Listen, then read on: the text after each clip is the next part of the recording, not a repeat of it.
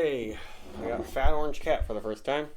This is Baby Leprechauns.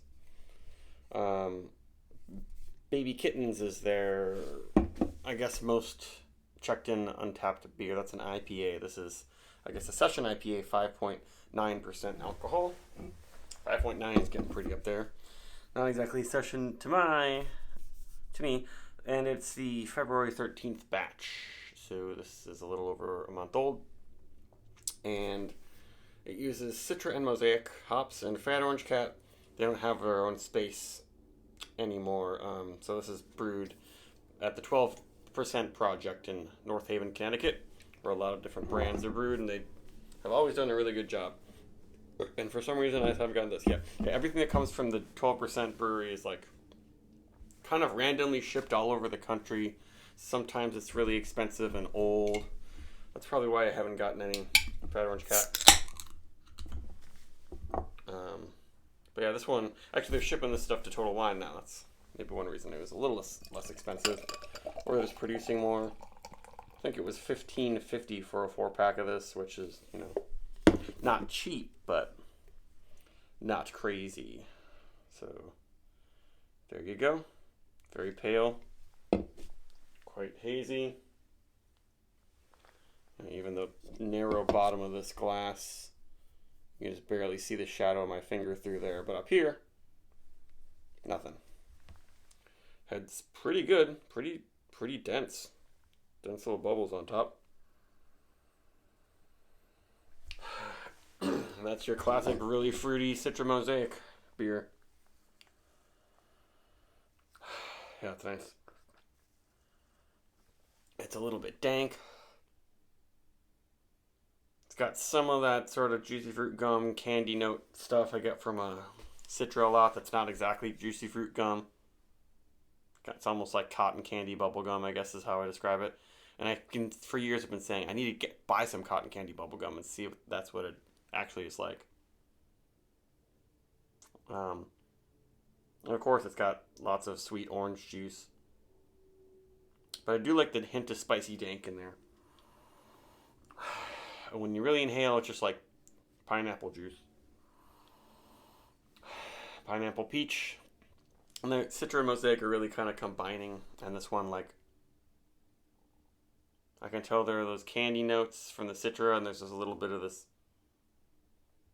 spicy peach from the Mosaic, but it's creating a pretty complex fruity aroma.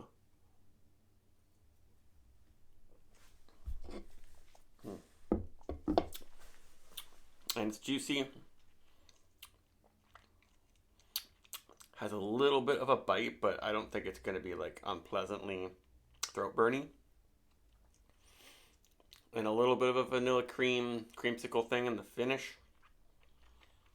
And the bitterness is quite low. Not too sweet or too estery. A little bit of the candy esters linger and bring a tanginess, a Sunny D type thing.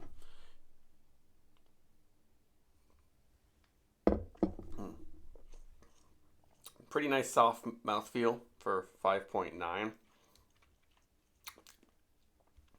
This is really nice.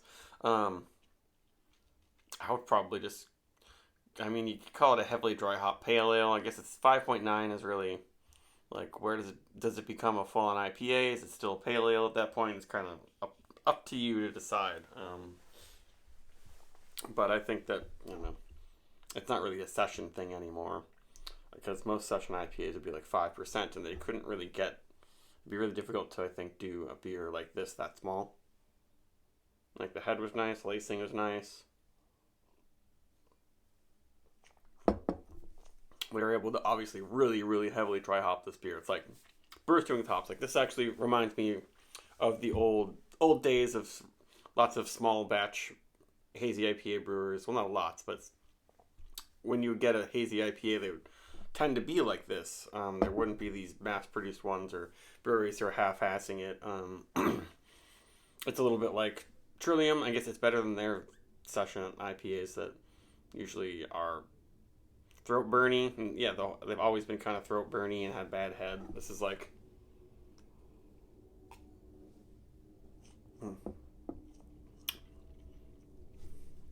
Maybe a little more Hill Farmstead, Bissell Brothers type thing, but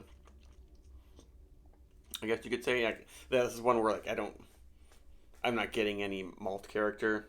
So Hill Farmstead often has a little bit of malt character. This is more, Bissell Brothers Trillium, I guess I would say. But yeah, a pretty nice mouthfeel and pretty good drinking experience. There might be some more haze on the bottom of the can that might give you a little bit of a yeast bite.